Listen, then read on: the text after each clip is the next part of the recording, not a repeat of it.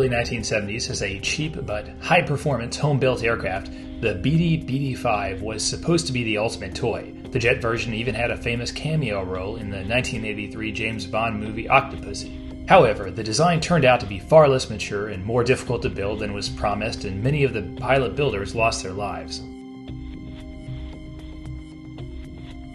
The old adage that begins, "If it sounds too good to be true," would certainly have been good advice for most would-be buyers of the early BD-5. The creation of Jim Bede, who had previously designed and marketed a couple of practical and fairly successful home-built aircraft, the BD-5 seemed to represent a leap ahead of more stale contemporary aircraft, home-built or otherwise. Making its debut at the Oshkosh Air Show in July 1971, the BD-5 was initially marketed as a build-at-home kit. Buyers could place a $400 down payment against the total kit cost of around $2,000. Bede promised that owners could assemble their aircraft in a garage using basic tools in a matter of 600 to 800 hours. Adjusting 1972 prices for inflation, this would be a down payment of around $2,700 against a total price of $14,000 in 2022. An astoundingly cheap price for such an aircraft. Working 2 to 4 hours per day, an owner could presumably complete the aircraft in 1 to 2 years. Weighing only 400 pounds empty and with wings that could be removed for storage, allowing owners to escape expensive airport hangar rentals, the BD-5 seemed to have the potential to make general aviation much more accessible. Bede quickly collected millions of dollars in down payment as thousands of people lined up to purchase kits.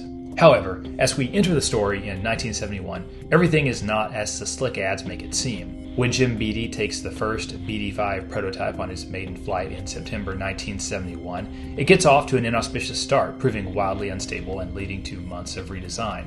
It is not until May 1972, over a year after beginning to collect deposits from prospective buyers, that Bede finally makes the first real flight, though even this is short-lived due to an engine failure. Eventually, the initial controllability problems are solved and the aircraft handled as well.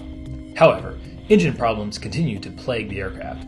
Even as his company is continuing to collect purchase orders, Bede has discarded the 36 horsepower Polaris engine that was used for the first prototype, and is struggling to find a suitable engine to power this initial propeller version of the BD-5. As it turns out, finding an engine in the right size, weight, and power range, which is suitable for adaptation to aviation purposes, and which can be purchased for a price suitable for a $2,000 kit plane, is a tall order.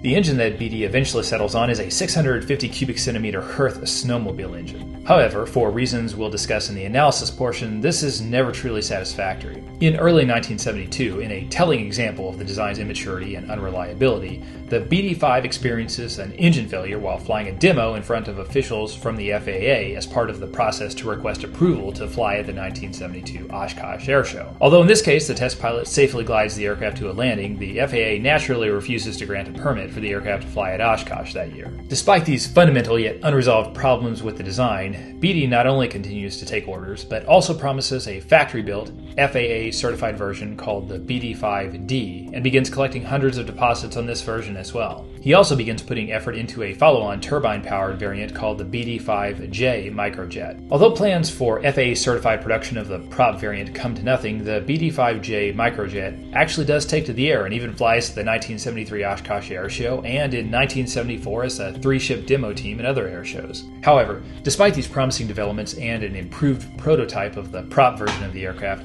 the Bede company is in trouble for multiple reasons. Hirth, the manufacturer of the engine, goes bankrupt in 1975, leaving Bede unable to complete the partial kits that have been delivered to thousands of customers so far. Bede finds a Japanese company named Zenowa to provide a new engine, but this effort takes far longer than anticipated. By 1976, the BD-5 program is foundering, and in 1979, the Bede Aircraft Company goes bankrupt. Although a significant fraction of the prospective buyers abandon their down payment and never make the additional payments required to actually take delivery, more than 3,000 people do follow through and start to take delivery of their kits in 1973. However, for these would-be BD-5 builders and operators, their problems are just beginning. First, the kits are shipped incomplete. Most notably, there is still no good engine for the aircraft.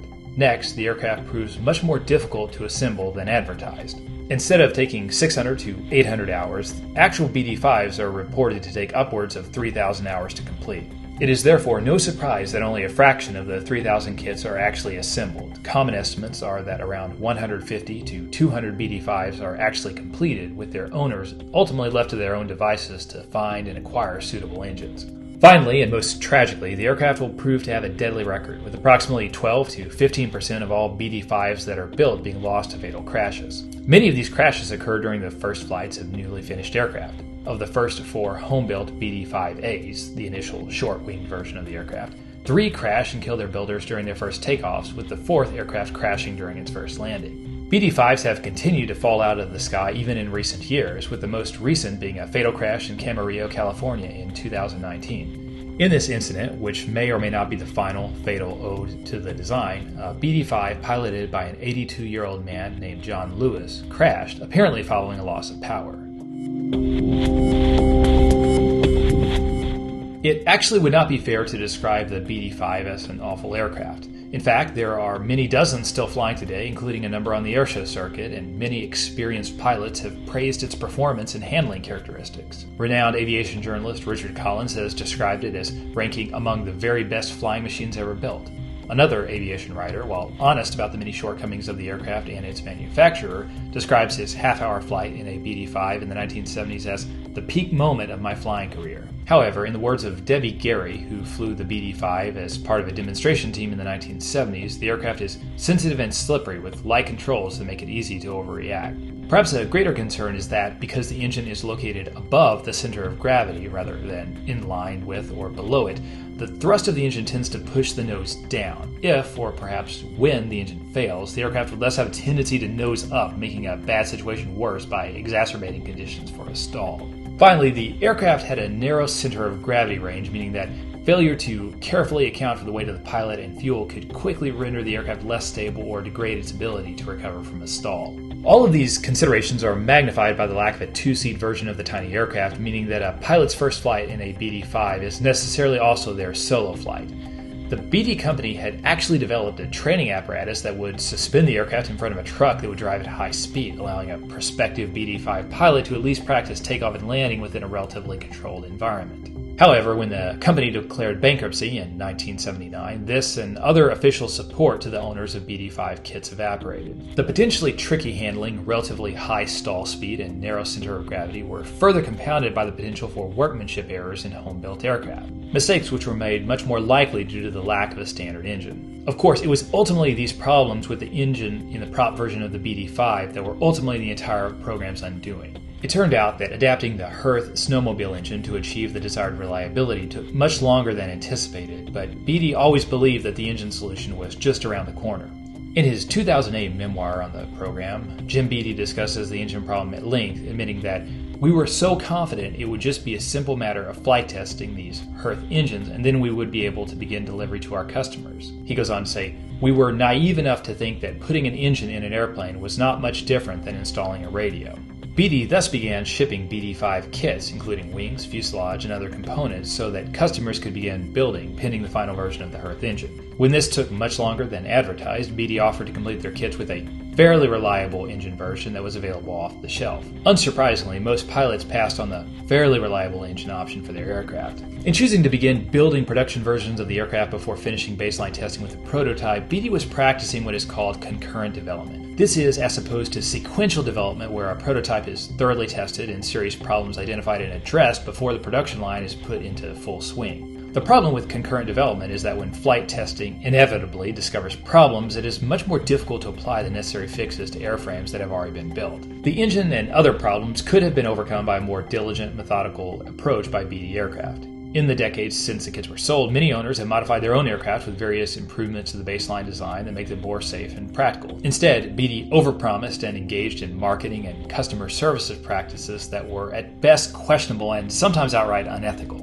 In an excellent interview that I'll link in the description, Scaled Composites founder Burt Rutan talks about his experiences working briefly at BD during his first years in the private sector aircraft industry. According to Rutan, besides glossing over major developmental problems while continuing to take deposits on the kits, BD used stunning oversimplifications of aerodynamic calculations as a basis for claiming unrealistic performance figures. In any event, BD collected, then burned through millions of dollars in deposits and kit payments as the company moved from the initial BD-5 kit planes to the attempt to develop a version certified in the United States, to a version certified in New Zealand, as well as efforts to develop and market the jet version of the aircraft. Responding to the controversy that these actions produced, Bede argues in his memoir that taking deposits was essential for establishing the actual customer interest and bringing on board subcomponent suppliers. The BD-5 never would have become the high-quality build kit it became without those deposits and allowing us to know the real market. The BD-5 was not so much a fundamentally flawed aircraft as a fundamentally flawed approach to developing, testing, and marketing the aircraft. While the BD-5 was marketed as an aircraft for the masses, it was really a bit of a tricky aircraft that required an experienced pilot, along with the construction skills and patience to safely and correctly build the aircraft in the first place. More importantly, in trying to develop an aircraft that almost anyone could afford, Bede set a price point that made it difficult to find a suitable engine, ultimately causing his company to fail and leave owners to fend for themselves in sourcing this most critical of aircraft components. From a programmatic perspective, the BD-5 debacle also demonstrates the value of sequential development. When problems are inevitably discovered during prototype testing, it is much easier to make changes to the design or to the price point before the production line is already running. In the final analysis, the BD-5 saga is an example of two things. First, even a design that is aerodynamically sound can be a dangerous failure if corners are cut in the development and testing process. Second, if something sounds too good to be true, it probably is. Let me know in the comments what you think about the BD-5. Was it fundamentally dangerous or just mismarketed? This has been Aviation Horrors. Thanks for watching.